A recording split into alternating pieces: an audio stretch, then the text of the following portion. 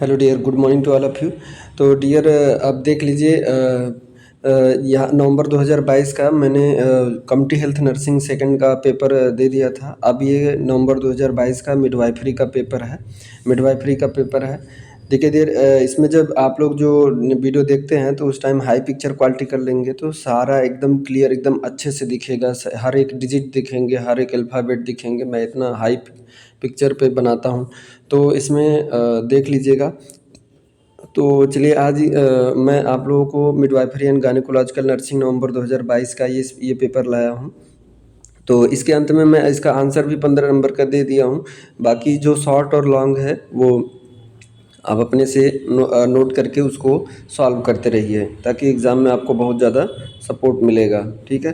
तो देखिए, पहला है क्वेश्चन आपका। पहला है डार ये देखिए, ये क्वेश्चन जो पाँचों हैं, जैसा कि मैंने पेपर पढ़ा, ये ऑब्जेक्टिव जितने पाँचों हैं डियर, मेरे जितने भी लेक्चर हो गए हैं उसी से है। अभी तक जितने लेक्चर हो गए उसी से है, एक भी उससे बाहर नहीं है। तो पहला क्वेश्चन है, अभी मैं रिसेंटली 34 या 35 वाले लेक्चर में है।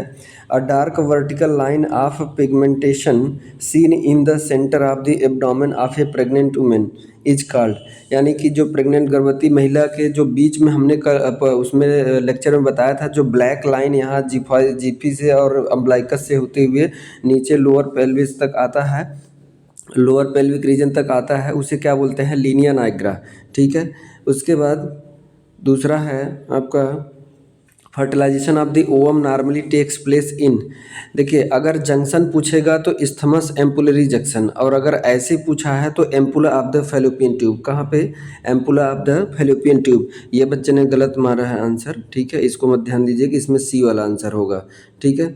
उसके बाद 1.3 में देखिए, suture which is present between parietal bone.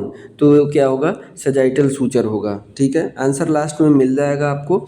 और इसको आप देख लीजिएगा कि अभी तक जितने लेक्चर मेरे हो गए हैं उन्हीं से 5 ये क्वेश्चन हैं, एक भी इधर उधर नहीं है। ठीक है, तो इसको देख लीजिएगा, लास्ट में आंसर हम दे देंगे आपको। 1.4 में क्या दिया है? Softness of the cervix in pregnancy is. अभी अभी मैंने रिसेंटली साइन ऑफ प्रेगनेंसी जब पढ़ा रहा था तो उसमें हमने बताया था, softening of the cervix is called Goodell sign. क्या बोलते हैं? गुडल साइन बोलते हैं। 1.5 का स्टेजेज ऑफ मेंस्ट्रुअल साइकिल, ये तो आप फर्स्ट ईयर से ही पढ़ते आ रहे हैं, प्रोलिफरेटिव फेज, सेक्रेटरी फेज और प्री मेंस्ट्रुअल फेज। ठीक है, ये ऑल ऑफ दीज, तो ऑप्शन इसमें क्या होगा? All of these. उसके बाद आइए अब राइट एंड रॉन्ग वाला। राइट एंड रॉन्ग वाला में देखिए क्या पूछा है। ठीक है, 2022 में राइट एंड रॉन्ग वाले में पहला क्वेश्चन है, देखिए पहला है, in prenatal development growth of foetus is more rapid in the third trimester. देखिए डियर, फर्स्ट ट्राइमेस्टर बोले तो 3 मंथ का, सेकंड ट्राइमेस्टर 6 मंथ का, और थर्ड ट्राइमेस्टर पूरे 9 महीने का। ठीक है, तो ये थर्ड ट्राइमेस्टर में कह रहा है, जबकि डियर आपका जो अगर ग्रोथ अगर सही से बोले तो सेकंड ट्राइमेस्टर में और फर्स्ट ट्राइमेस्टर में बहुत रैपिड होता है, फास्ट होता है। तो ये क्या है? गलत है। ठीक है। उसके बाद अगला है 2.2 में, the relation of the long axis of the foetus to the long axis of uterus is called lie. ये बात सही है, एक लाई होता है और प्रेजेंटेशन। ठीक है, बेबी यूट्रस में देखिए, एक बार मैं बताना चाहूँगा, देखिए यूट्रस में ये यूट्रस है और ये बेबी। ठीक है, यहाँ से। ठीक है, तो ये बेबी, तो ये क्या है? यूट्रस का ये एक्सिस है, लॉन्ग एक्सिस। ठीक है, लॉन्ग एक्सिस यूट्रस का, और बेबी का भी लॉन्ग एक्सिस यही है। ठीक है, तो दोनों पैरेलल हैं, एक ही लॉन्ग एक्सिस में है। तो ये लाई मतलब पड़ा हुआ है बच्चा, किस एंगल में? लॉन्गिट्यूडनल। इसी को क्या बोलते हैं? लॉन्गिट्यूडनल लाई। ठीक है, लॉन्गी जो कि नॉर्मल माना जाता है। और प्रेजेंटेशन सिफेलिक, प्रेजेंटेशन क्या माना जाता है? सिफेलिक, यानी बच्चे का हेड बर्थ कैनाल की तरफ, यानी कि इनर सर्विक्स के ऑस पे, इनर ऑस पे, यानी सर्विक्स के इनर वाले उस पे बेबी का हेड पड़ रहा है। ठीक, तो नॉर्मल क्या है? सिफेलिक। प्रेजेंटेशन बोले तो सिफेलिक, और नॉर्मल लाई पूछे तो लॉन्गिट्यूडनल। ये चीज़ें मैं अभी नहीं पढ़ाया हूँ, लेकिन आगे मैं आपको बता दूंगा। ठीक है, तो इसमें अभी जस्ट जब लेबर स्टार्ट जो है कि लेबर होगा या नहीं, एंटीनेटल केयर में ही आपको आ जाएगा, मिल जाएगा, एंटीनेटल केयर में ही आपको मिल जाएगा। क्योंकि उस टाइम भी एग्जामिनेशन करना होता है, लियोपार्ड मैनूवर करना होता है, फंडल हाइट देखना होता है, बच्चे का प्रेजेंटेशन क्या है, ये सारी चीज़ें अभी आपको मिल जाएगा। कल मैंने जो क्लास अभी किया, तो इसमें देखिए पूछा है ये 2.1 में क्या है, ये गलत है। 2.2 में क्या कहा है, 2.2 में कहा है वही लाई, लाई कहते हैं, ये बात सही है। अब 2.3 में कहा है during labour to increase labour pain, यानी जैसे ही 9 मंथ बाद जैसे ही लेबर स्टार्ट होता है, पेन स्टार्ट होता है, अगर सही से नहीं हो रहा तो इंक्रीज करने के लिए, लेबर पेन को इंक्रीज करने के लिए oxytocin should be given through controlled IV infusion, ये बात सही है। ठीक है, थोड़ा थोड़ा कंट्रोल मैंने ज़्यादा फास्ट नहीं करना है, स्लोली दे देना है। ठीक है, Apgar scoring is use to assess the progress of labour, नहीं ये गलत है। बच्चे का मदर का लेबर प्रोग्रेस के लिए नहीं यूज करते हैं, बच्चे के जो है कि फिजिकल मेच्योरिटी यानी लंग मेच्योरिटी के लिए करते हैं। अच्छा, अब आपको अगर पूछ लिया तो एक बार स्कोर किसका असेसमेंट करते हैं, तो सर्कुलेटरी और लंग्स। ठीक है, इसका मेनली अगर उसमें भी ऑप्शन अगर नहीं है तो पहला ऑप्शन लंग्स मेच्योरिटी के लिए ही होता है, जान लीजिए, एपगार। ठीक है, उसके बाद अगला है M T P. M T P is permitted up to 20 week. देखिए हमारे इंडिया में जो है कि फर्स्ट ट्राइमेस्टर लेके 5वें महीने तक एम टी पी को अलाउ कर सकते हैं, लेकिन उसके टर्म्स एंड कंडीशन है। कोई एबनॉर्मेलिटी हो या जो मदर है उसका जो है कि बेबी का डेवलप कराने के लिए अभी वो फेवरेबल नहीं हुई है, तो मतलब ढेर सारे कंडीशन होते हैं, उसके बाद ही कर सकते हैं आप। और उस पर भी कौन कर रहा है, कम मिनिमम 2 डॉक्टर होने चाहिए, और वो भी 4-4 साल का एक्सपीरियंस और 2-2 साल का कम से कम एक्सपीरियंस उनके पास होना चाहिए। तो ढेर सारी, अभी मैं एम टी पी जब पढ़ाऊँगा आपको तो बता दूंगा। तो ये बात सही है, M T P is permitted up to 20 week, ये बात सही है। ठीक है, आइए फिलिंग द ब्लैंक्स बताते हैं। फिलिंग द ब्लैंक्स में देखिए फुल फॉर्म ऑफ ईडीडी पूछा है, क्या, ईडीडी, ईडीडी का फुल फॉर्म पूछा है। तो ईडीडी मतलब estimated date of delivery, estimated date of delivery. उसके बाद दूसरा पूछा है perineal tear which is beyond the fourchette and not involving the rectum is called. देखिए जब मैं एपिस्टोमी पढ़ाऊंगा तो डिग्री ऑफ टीयर बताऊंगा, यानी सेकंड स्टेज टीयर जो होता है वो एपिस्टोमी का टीयर ही होता है। तो उसमें जैसे कि मान लीजिए सिर्फ पेरिनियम को ही कट कर रहे हैं तो फर्स्ट डिग्री, पेरिनियम के साथ साथ जो फैटी टिश्यू, यानी कि अगर इपीडर्मिस और डर्मिस को कट कर रहे हैं तो फर्स्ट स्टेज हो जाएगा, और epidermis, dermis and muscular tissue को लेके कट कर रहे हैं तो वो सेकंड डिग्री, जो कि एपिस्टोमी में करते हैं जब।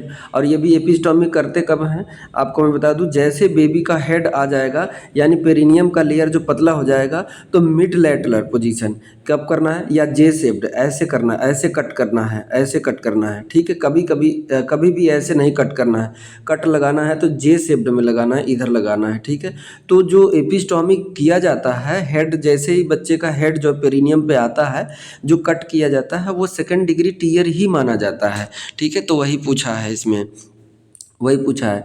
तो कहा कि perineal tear which is beyond the fourchette and not involving the rectum. अगर रेक्टम इन्वॉल्व हो गया तो फिर वो उसमें 4th डिग्री में आ जाएगा, रेक्टम इन्वॉल्व हो गया तो 4th डिग्री में आ जाएगा। ठीक है, और वो ये बेकार होता है, तब फिर उसमें क्या फिस्टुला जनरेट हो जाएगा। फिस्टुला जनरेट होने का मतलब ये है जितनी भी ब्लीडिंग है वो रेक्टम में आ जाएगा, और रेक्टम का स्टूल जो है उसमें मदर में, मतलब ये खराब है ये चीज़ें। तो हमेशा ध्यान देना चाहिए, एपिस्टोमी करते समय सेकंड डिग्री का ही टीयर होना चाहिए। ठीक है, या सेकंड डिग्री कट होना चाहिए।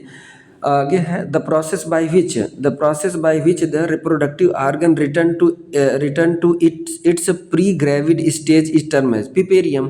क्या कहते हैं, पिपेरियम, या पोस्टपार्टम पीरियड कहते हैं इसे। ठीक है, मतलब ये कह रहा है कि डिलीवरी के बाद uterus, fallopian tube, cervix, vagina, जितने भी रिप्रोडक्टिव ऑर्गन है वो अपने सामान्य अवस्था में चले जाएं। सामान्य अवस्था में यानी कि जब नहीं प्रेगनेंसी थी उसी की तरह उसी अवस्था में चले जाना ही क्या कहते हैं, पिपोरियम कहते हैं। ये पोस्टपार्टम पीरियड, इसी को हम पढ़ते हैं। तो आगे अभी आपको बताया जाएगा।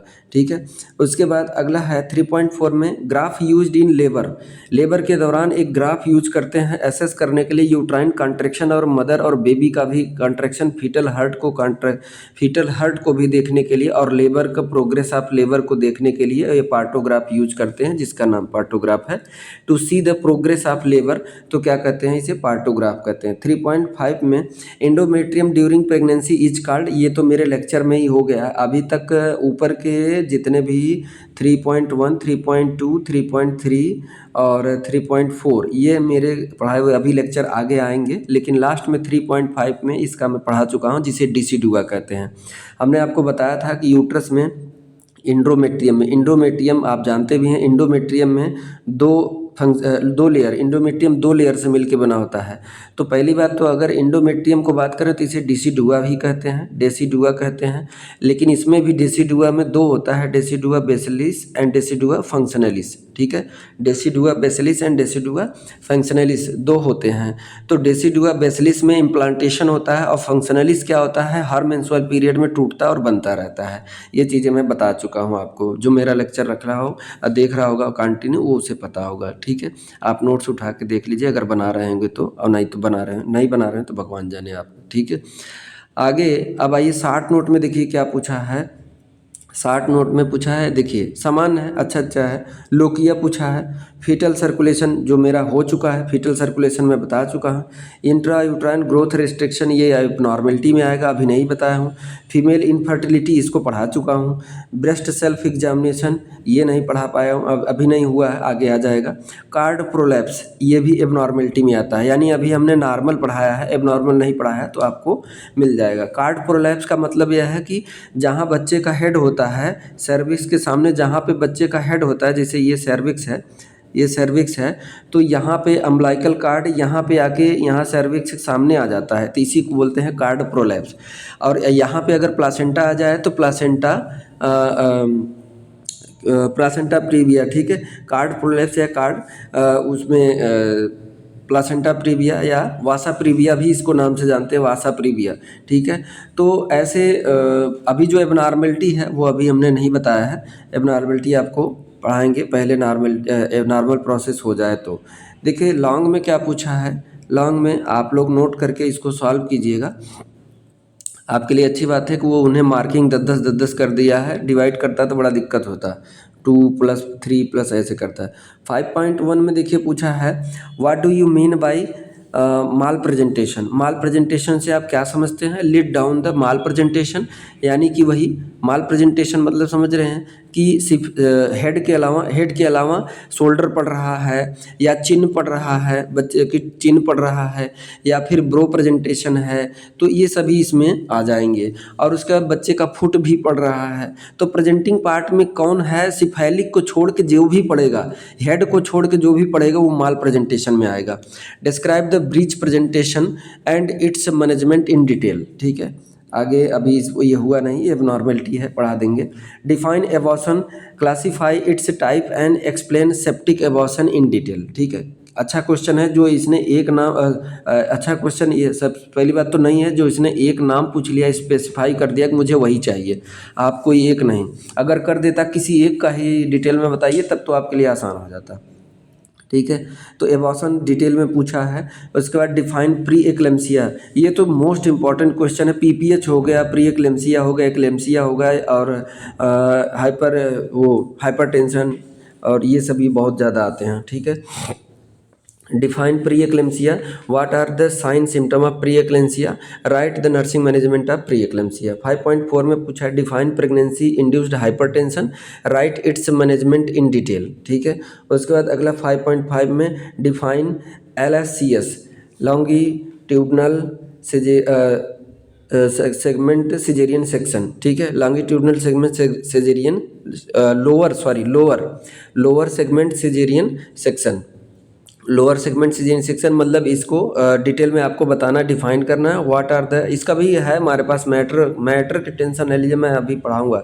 What are the indication of LSCS, क्या ज़रूरत पड़ जाती है कि क्यों LSCS की ज़रूरत पड़ गई, ये आपको बताना है। Right the nursing care plan of the patient undergoes, यानी कि उस मरीज़ को जो LSCS करवाने जा रहा है उसे क्या करेंगे, नर्सिंग केयर देंगे, ठीक है।